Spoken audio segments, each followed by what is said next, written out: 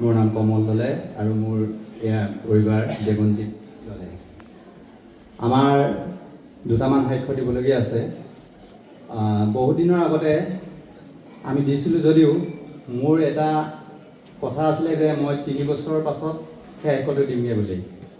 মোৰ বিশেষকৈ ছোৱালীজনী গীতাঞ্জলি দলে, তাই মানে প্ৰথম 2017 চনৰ পৰা কণ্টিনিউৱাছ মানে হাইড্ৰ'চেফেলাছ বুলি কয়, হাইড্ৰ'চেফেলাছ, সেইটো বেমাৰ হৈ পিনি মই প্ৰতিটো বছৰত 5 লাখ 6 লাখকৈ খৰচ কৰি 17 চন 19 চন 21 চন 22 চন নন ষ্টপ আমি খৰচ কৰি 27 লাখ মানে টকা খৰচ কৰিলোঁ। কিন্তু যেতিয়া নেকি আমাৰ এই ঈশ্বৰৰ গৃহলৈ আহিলোঁ, আমি খবৰ পাই আহিলোঁ, তেতিয়া আমি ভবা নাছিলোঁ যে এনেকৈ ভাল হ'ব। মই তেতিয়াই কৈছিলোঁ যে মই ইমান হেৰি কৰা নাছিলোঁ, কিন্তু যেতিয়া নেকি ইয়াত আহি আজি কণ্টিনিউৱাছ 3 বছৰ, মই 3 বছৰত সাক্ষ্য দিমগৈ বুলি মোৰ কোৱা আছিলে। 3 বছৰ কণ্টিনিউৱাছ এতিয়ালৈকে মোৰ ছোৱালীজনী একো হোৱা নাইগৈ। যিটো নেকি প্ৰতি বছৰে মই 5 লাখ 6 লাখকৈ খৰচ কৰি অপাৰেশ্যন কৰিব লগা আছে। ব্ৰেইনৰ যিটো পানী জমা হৈছিলে, এতিয়া নাৰ্ভ লগাই, যিটো নাৰ্ভ সেইটো প্ৰতি বছৰে ব্লক হৈ যায়। কিন্তু এতিয়া ইয়ালৈকে অহাৰ পাছত আমাৰ এই নাৰ্ভটো ব্লক হোৱাটো এতিয়া বৰ্তমানলৈকে 3 বছৰ হ'ল ব্লক হোৱা নাই। সেইকাৰণে মই ঈশ্বৰক কোটি কোটিবাৰ ধন্যবাদ দিছোঁ আৰু গুৰুপিতাইকো ধন্যবাদ দিছোঁ। তেখেতৰ ওচৰলৈ আহি আমি সম্পূৰ্ণ মুক্তি পাইছোঁ। আৰু যিমানখিনি আমাৰ অভাৱ অনাটন আছিলে, মোৰ যেতিয়া নেকি এইখিনিত ধাৰত ফুটকাই গৈ আছিলোঁ, 8 লাখমান টকা মোৰ ধাৰতেই আছিলে। তাৰপাছত আমাৰ সেই সময়তে আমাৰ ৰাস্তাৰ কিনাৰৰ দোকানকেইখন মানে 2 লেন হোৱাৰ কাৰণে কম্পেনচেশ্যন পাবৰ কাৰণে সক্ষম হৈছিলে। কিন্তু আমি ভাবিছিলোঁ কেনেকৈ ধাৰমুক্ত হ'ম, কিন্তু এই ঈশ্বৰৰ প্ৰাৰ্থনা কৰি আৰু মই তেতিয়া সংকল্পও এটা লৈছিলোঁ যে গুৰুপিতাই মই এনেকৈ যদি ভাল হয় মই 1 লাখ টকা দিম, সেইবুলি সংকল্প কৰা আছিলে। সেইমতে সেই সময়তে যেতিয়া নেকি আমি ক'লোঁ যে এপ্ৰিল মাহতে আমি দিয়াৰ সম্পূৰ্ণ বন্দবস্ত আছিলে। এপ্ৰিল মাহত মই গুৰুপিতাৰ ওচৰত সেইখিনি নামঘৰৰ সৈতে আমি পৰিশোধ কৰিম বুলি। সেইমতে যিদিনাখন আমাৰ সংকল্প আছিলে, সেই তাৰ আগতে চেংচন হৈ আমাৰ টকাখিনি 8 লাখ টকাটো আমাৰ একাউণ্টছত সোমালে। সেইখিনিৰ কাৰণে সেই সময়তে আমি পৰিশোধ কৰিব পাৰিলোঁ। সেইটো এটা ঈশ্বৰক মই বহুত ধন্যবাদ দিছোঁ।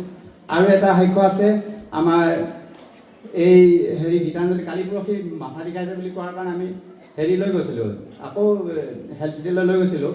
তাৰপিছত তাত সকলো চেকআপ কৰি পালোঁ যে তাত প্ৰাৰ্থনা কৰি পালোঁ আমাৰ একো হোৱা নাই, নৰ্মেল হৈ আছে বুলি। সেইটো আমাৰ বহুত ঈশ্বৰক ধন্যবাদ দিছোঁ, সেইখিনি সকলোখিনি আমাক সুৰক্ষা দিয়াৰ কাৰণে। আৰু সদায় এনেকৈ ঈশ্বৰৰ ওচৰত আশীৰ্বাদ পাম বুলি মই আশা কৰিছোঁ।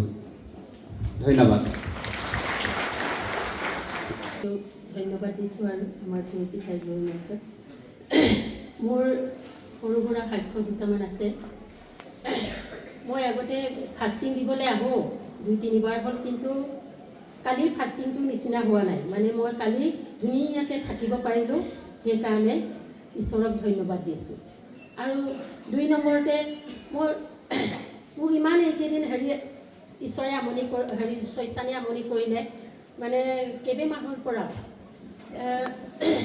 মই তেতিয়া ভাবিছোঁ এই প্ৰভু মোৰ 1365 দিন ধৈৰ্য ধৰিলে মানে তাৰ নিশ্চয় কিবা এটা ফল পোৱা যায়। ঠিক তেনেধৰণে মই চিন্তা কৰি কৰি কৰি কৰি সপোনতে দেখুৱাই ঘৰৰ ওচৰতে মানে প্ৰাৰ্থনা কৰা জুমে জুমে আহি, তাৰপিছত মই ভাবি থাকোঁ, মই পিতাইকো এদিন সুধি পাইছোঁ, পিতা মই কেনেকৈ কৈছে, মই আৰু মণ্ডলীলৈ অলপ দূৰ হয়, মই ঘৰতে প্ৰাৰ্থনাটো কৰিম নেকি? তাৰপিছত পাৰিবা। তাৰপিছত ইমান কষ্টৰ মাজত মই ওচৰৰ এগৰাকীক মাতিলোঁ। মানে জানুৱাৰী মাহত সেই মাহকেইটা দিনকেইটা পূৰ হ'ল। ফেব্ৰুৱাৰী 1 তাৰিখৰ দিনা দেওবাৰ হ'ল, সেইকাৰণে মই ফেব্ৰুৱাৰী 1 তাৰিখৰ দিনা এজনীক মাতি পিনি মই দিলোঁ, কৰিলোঁ, আমি প্ৰাৰ্থনাটো কৰিলোঁ। তাইও আহি পিনি চকুৰ অসুখ হৈ আছিলে।